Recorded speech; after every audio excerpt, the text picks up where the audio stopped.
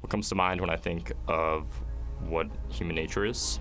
I think of cognition, behavior, social patterns, our language, the things that we do every day, like communicate with one another. This is a topic that surrounds everything that encompasses what it means to be a human.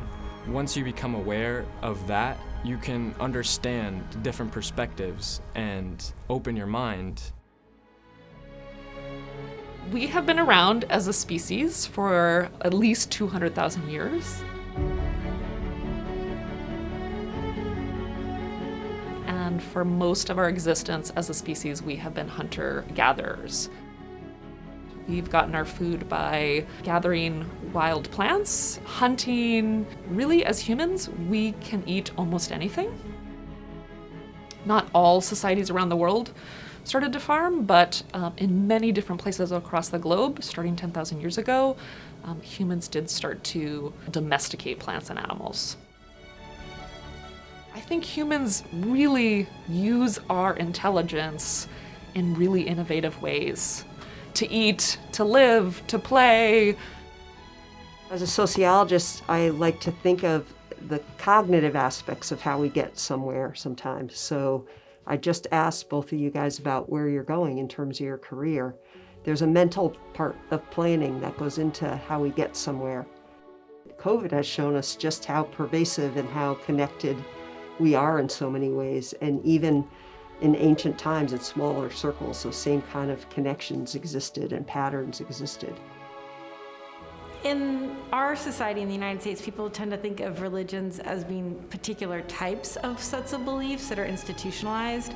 A fellow student might think of something like being Christianity or Judaism or Islam or Hinduism.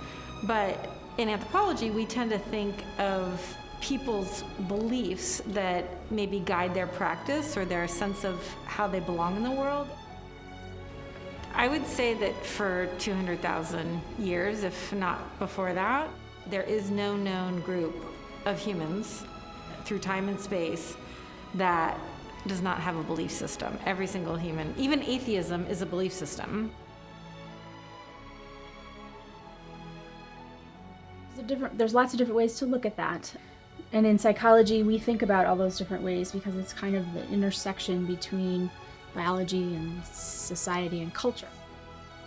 So when we think about biological sex and societal definitions of gender, sure, we can see some differences between males and females, but it's never that simple. In psychology, we do tend to distinguish between sex and gender. When we use the word sex, we're talking about basically the organs you've got inside of you and also outside of you, right? And when we use the term gender, we tend to mean the construction, right? So what are the expectations that are put on people? There are people who are female that have XY. There are people who are male who have XX. And then it turns out you can also have like 4 X chromosomes.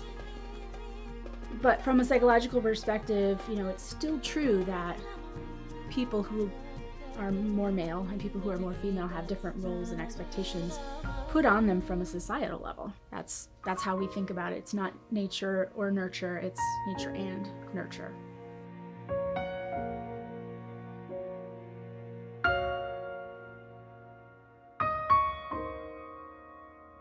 What's up, y'all? Connor and I are out here for sunset. Check this view. So cool. We got the close-ups. Awesome stuff.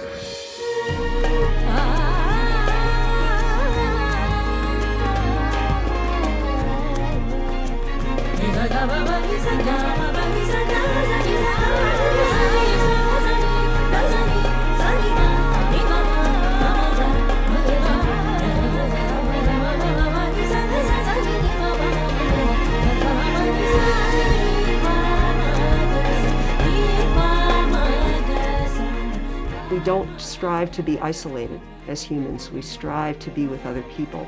There's a large and vast literature on loneliness, the extent to which loneliness is rising in our culture, in part because of social media. I don't want to completely blame social media because I think it serves some important functions. It connects us in some ways, but it also disconnects us in other ways.